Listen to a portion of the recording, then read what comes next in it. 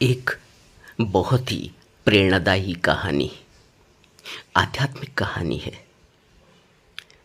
कहते हैं कि एक मुसलमान बुजुर्ग किसी गांव में रहते थे।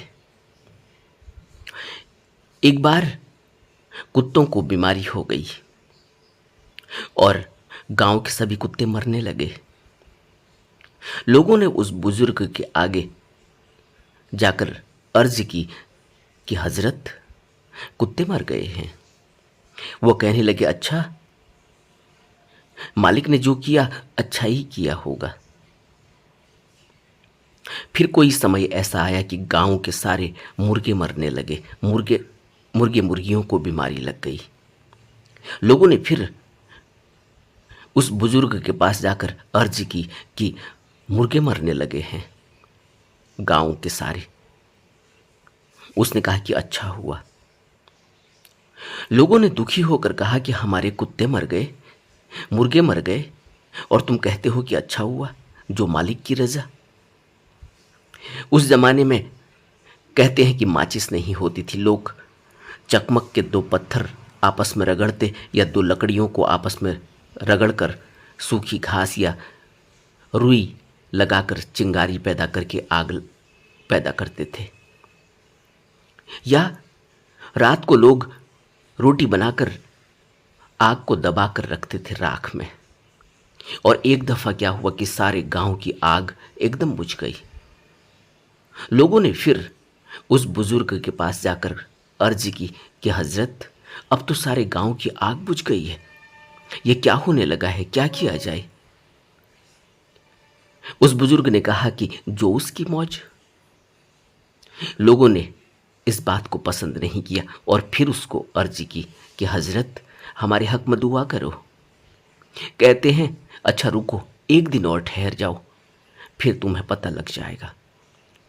लोगों ने उसकी बातों को यकीन नहीं किया, लेकिन फिर भी कहा कि चलो चलें, यह तो टरका ही देते हैं, एक दिन और देख लेते हैं। अगले दिन एक बादशाह कत्लेआम करता हुआ उधर से गुजरा, उस गांव से गुजरा। दूर से पेड़ों को देखकर कहता है कि यहां जरूर कोई गांव होगा। अपनी फौज से कहता है कि चुपचाप सुनो, कोई कुत्ते की आवाज, कोई मुर्गे की आवाज, कोई धुआं इस गांव से उठ रहा है या नहीं, ध्यान लगाकर देखो, ध्यान लगाकर सुनो। जब उन्हें कोई कुत्ते भौंकने की आवाज नहीं आई, कोई मुर्गे बोलने की आवाज नहीं आई, कोई धुआं निकलता हुआ नहीं दिखा, तो वह उस गांव से बाहर ही बाहर निकल गया। जब गांव के लोगों को पता लगा तो उन्होंने न सिर्फ भगवान को हजार हजार शुक्र किया, बल्कि उस बुजुर्ग पर भी सच्चे दिल से उसका धन्यवाद किया। इसलिए हमेशा ही गुरु के हुक्म में रहना चाहिए, गुरु के बताए हुए नियमों पर चलना चाहिए। इस कहानी से हमें यह प्रेरणा मिलती है कि अगर हम गुरु का शिष्य बनने को तैयार हैं या हमने किसी गुरु को अपना लिया है, तो फिर हम गुरु के उपदेशों को, गुरु के बताए हुए नियम संयम को, गुरु के बताए हुए अनुशासन को अपने जीवन में अच्छी तरह से उतारें, उनको अपने जीवन में लागू करने की कोशिश करें। नहीं तो व्यक्ति पूरी जिंदगी गुरु के साथ भी रहता है, लेकिन गुरु का हो नहीं पाता। ऐसा नहीं कि गुरु उसकी मदद नहीं करना चाहते, बल्कि इसलिए क्योंकि वह गुरु को नजरअंदाज करते जा रहा है। उसकी तृष्णाएं, उसकी वासनाएं, उसकी कामनाएं, उसके संस्कार उस पर भारी पड़ने लगे हैं। और यह हर शिष्य के साथ होता है। इसलिए यह बहुत जरूरी है कि अपने संस्कारों को, अपने कर्मों को मनुष्य उन पर विचार करे। कोई भी कृत्य करने से पहले पुनर्विचार करना जरूरी है कि यह कृत्य जो किया जा रहा है, क्या यह मेरे गुरु को पसंद है? क्या यह कृत्य को मेरे गुरु स्वीकार करेंगे? क्योंकि हर कृत्य के परिणाम, हर कर्म के परिणाम निकल कर आते हैं, और जो परिणाम निकल कर आते हैं वह हमारे आगे बढ़ाए हुए कदम के लिए एक मिसाल होते हैं, एक सहारा बनते हैं। आगे उठने वाला कदम पिछले कदम की दृढ़ता पर निर्भर करता है। अगर पिछला कदम ही कमज़ोर है तो आगे बढ़ने वाला कदम भी कमज़ोर होगा। अगर नींव कमज़ोर है तो उस कमज़ोर नींव पर एक मजबूत बड़ा महल नहीं बनाया जा सकता। और अगर हम यह कोशिश कर रहे हैं कि हम कमज़ोर नींव पर अच्छे और मजबूत भवन का निर्माण करने का प्रयास कर रहे हैं तो हम कभी सफल नहीं हो पाएंगे। आध्यात्मिक यात्रा का पहला सूत्र ही यही है कि गुरु के बताए हुए उपदेश को, गुरु के बताए हुए वचन को, गुरु की बताई हुई, गुरु के द्वारा दी गई दीक्षा को अपने जीवन में कड़ाई से पालन किया जाए। और अगर हम यह सोचते हैं कि गुरु के बिना ही हो जाएगा, उपदेशों को पढ़ लेना, उपदेशों को सुन लेना और बिना गुरु की गाइडेंस के, बिना गुरु के संग साथ किए हुए अगर हम आध्यात्मिक यात्रा को पालेंगे तो यह बहुत मुश्किल का काम है। क्योंकि गुरु हमारी रक्षा करता है उस जगह में जहां हम फंस जाते हैं। गुरु हमारी हर पल रक्षा करता है, संभाल करता है। और बुद्ध के उपदेशों में हम यह बात देखते हैं, बुद्ध की धम्मपद की गाथाओं में, सभी गाथाओं में हम बुद्ध का सहारा लेते हैं। हम जहाँ भी फंस जाते हैं, कोई भी शिष्य कहीं भी जब उलझन में पड़ जाता है, जब उसको कहीं कोई रास्ता नहीं सूझता, जब उसे उसके प्रश्नों के उत्तर नहीं मिलते, तो वह गुरु के पास जाता है, वो तथाता के पास जाता है और तथाता उसके हर प्रश्न का उत्तर देते हैं।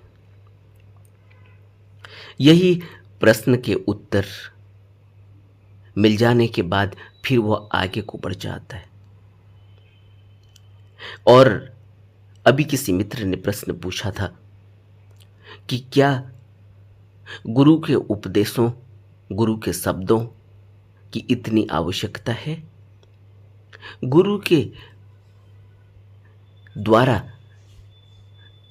निकले हुए उपदेश, गुरु के द्वारा निकला हुआ शब्द एक ताकत लिए हुए होता है। और उसकी ताकत जानते हो कैसी होती है? उसकी ताकत वैसी ही होती है जैसे ही एक राजा के मुंह से निकला हुआ शब्द कानून का रूप ले लेता है। एक राजा के मुंह से निकला हुआ कोई भी शब्द नियम बन जाता है, उसका पालन कड़ाई से किया जाता है। जबकि वही शब्द उस राजा के अलावा औरों के द्वारा भी बोला जा सकता है, लेकिन क्या उसमें उतनी ताकत है? राजा के द्वारा बोला गया शब्द इतना ताकतवर क्यों हो जाता है? इसी तरह से जब किसी के अंदर ऑथोरिटी होती है, जब कोई उस अवस्था में पहुंचा हुआ होता है, उस पद पर बैठा हुआ होता है, तो उसके द्वारा जो कुछ भी किया जाता है वह सर्वोत्तम होता है। और तथाता अपने शिष्य की संभाल करता है, पल पल संभाल करता है, क्योंकि तथाता ने स्वीकार किया है उस शिष्य को। वह अपने से शिष्य नहीं बना, वह शिष्य बना जब तथाता ने उसे स्वीकार किया। इतनी बड़ी कहानी अंगुलीमाल की हमने सुनी है। जब तक तथाता ने उसे स्वीकार नहीं किया था, उसकी क्या अवस्था थी। और इतनी सी बात उसको समझ में नहीं आई कि पेड़ से अगर कोई फल तोड़ा जाए, पेड़ से अगर कोई पत्ता तोड़ा जाए, तो फिर वो दोबारा पेड़ में लगाया नहीं जा सकता। और बुद्ध ने उसको यही कहा कि इस पेड़ के पत्ते को तोड़ो और फिर इसको दोबारा से उसमें जोड़ दो। उसने कहा यह असंभव है। और बुद्ध की इतनी सी बात उसको समझ में आ गई कि जब यह असंभव है तो फिर तुम्हें किसने यह हक दिया कि तुम किसी की जान ले लो। इतनी सी बात, और तथाता ने अंगुलीमाल जैसे हिंसक आदमी को स्वीकार कर लिया। और स्वीकार करते ही उसकी काया पलट हो गई, उसका कायाकल्प हो गया। और अंगुलीमाल के बारे में हम सब जानते हैं कि जब अंत में बुद्ध से पूछा गया कि अंगुलीमाल का क्या हुआ होगा, अंगुलीमाल कहाँ गया होगा, तो बुद्ध ने कहा कि अंगुलीमाल मुक्त हो गया। क्यों? यह तथाता की पावर है, यह गुरु की ताकत है। गुरु इसी तरह से पूरी काया पलट कर देता है। लेकिन तब जब हम अंगुलीमाल जैसे शिष्य बनने को तैयार हों, हम चाहे जितने ही हिंसक रहे हों, हम चाहे चाहे जितने ही कुकर्मी रहे हों, हम चाहे कितने ही बुरे रहे हों, हमारे अंदर चाहे कितने ही बुरे संस्कार लगे हों, लेकिन गुरु की यह ताकत है कि वो हमें निर्मल कर देता है, वो हमें साफ सुथरा कर देता है। हम कभी गुरु शिष्य की परंपरा को समझ नहीं पाए, और यही कारण है कि आज भी हम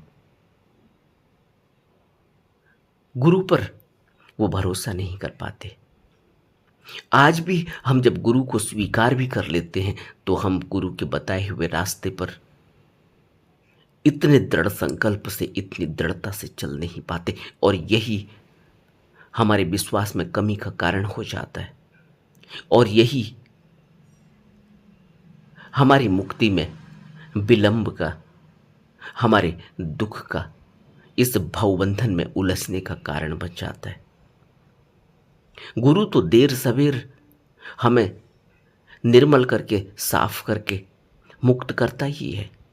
लेकिन अगर गुरु स्वीकार करने के बावजूद भी अगर कहीं देर हो रही है तो वह हमारी वजह से है, हमारे कर्मों की वजह से है, हमारे पूरी तरह से उस रास्ते पर न चलने की वजह से है। हाफ हार्टेडली हम स्वीकार करते, हाफ हार्टेडली हम उस रास्ते पर चलते,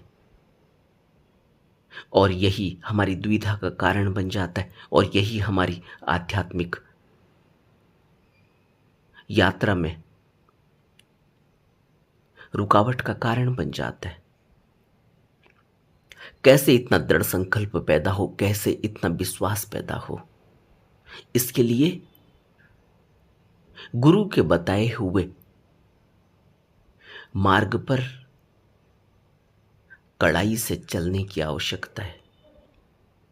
अपने मन को मारकर लगाने की आवश्यकता है। और यह काम बुद्ध कहते हैं कि तुम्हारे अलावा और कोई कर नहीं सकता, यह तुम्हें ही करना होगा। तथातः तो सिर्फ रास्ता बताते हैं, चलना तुम्हें होगा। इतना विश्वास, यह कहानी जो हमने शुरू में सुनी, यह कहानी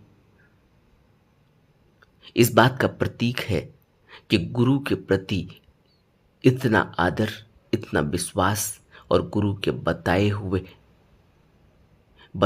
हर बात पर हमें इसी तरह से उसको स्वीकार करना है। अगर गुरु कहे रात हुई है, चाहे दिन हुआ हो, लेकिन हमारा भरोसा यही होना चाहिए कि अगर गुरु कह रहे हैं रात हुई है तो जरूर रात हुई होगी। लेकिन हमारा मन अभी बहुत कमजोर है। अभी हमारे मन ने यह बात स्वीकार नहीं की। अभी हमारा मन संसार में उलझा हुआ है। अभी हमारे मन में वह भरोसा पैदा नहीं हुआ तथाता के लिए। और यही हमारे आध्यात्मिक देरी का कारण है। और यही हमारे इस मार्ग में विलंब का कारण है कि हम शाश्वत सत्य तक नहीं पहुंच पाते। नमो बुद्धाय।